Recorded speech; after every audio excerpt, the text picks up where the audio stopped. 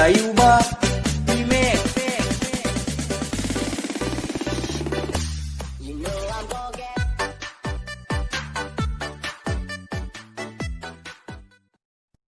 Kembali lagi bersama kami di channel YouTube kali ini. Di sini kami akan membahas materi tentang gelombang mekanik.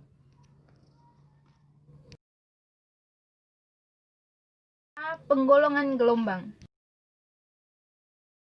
Berdasarkan medium perambatan, gelombang dibagi menjadi dua. Yang pertama, gelombang mekanik. Gelombang mekanik yang membutuhkan medium perambatan. Contohnya, gelombang bunyi, gelombang air, gelombang tali. Yang kedua, gelombang elektromagnetik.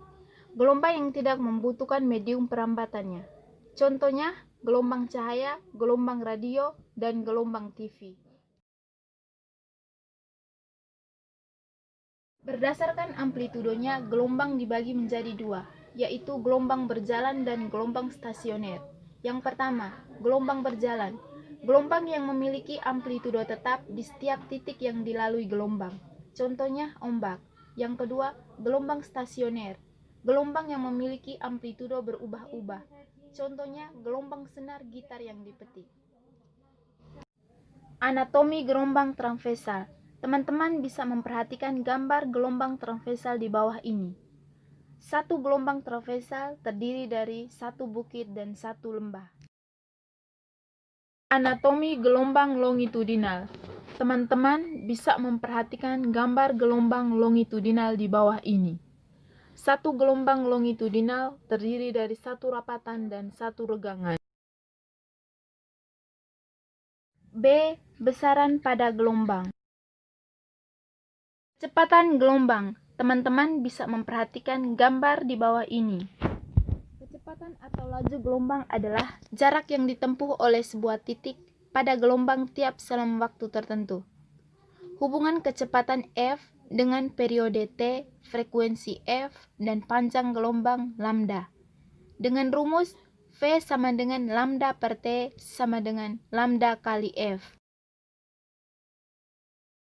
Teman-teman bisa memperhatikan contoh soal berikut ini.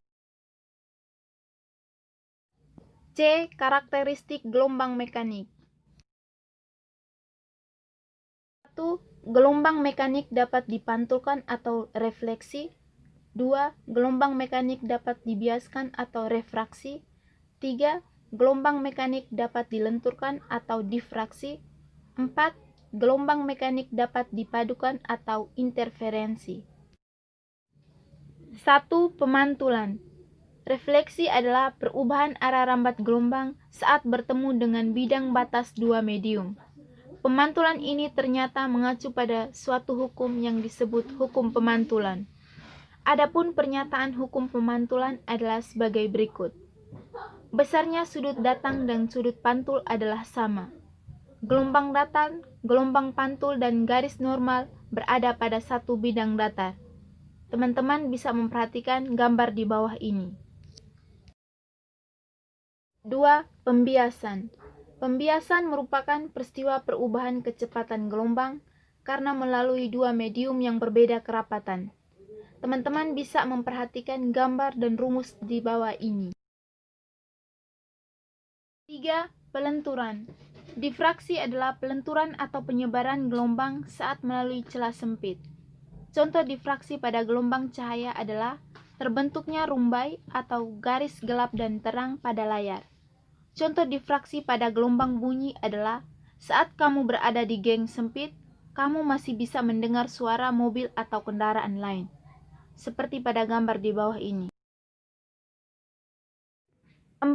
Interferensi. Interferensi adalah perpaduan antara dua gelombang cahaya. Interferensi bisa diamati dengan jelas jika berkas kedua gelombang bersifat koheren atau amplitudo dan frekuensinya sama dengan fase tetap. Interferensi dibagi menjadi dua, yaitu interferensi konstruktif atau menguatkan dan destruktif atau melemahkan. Perhatikan gambar di bawah ini.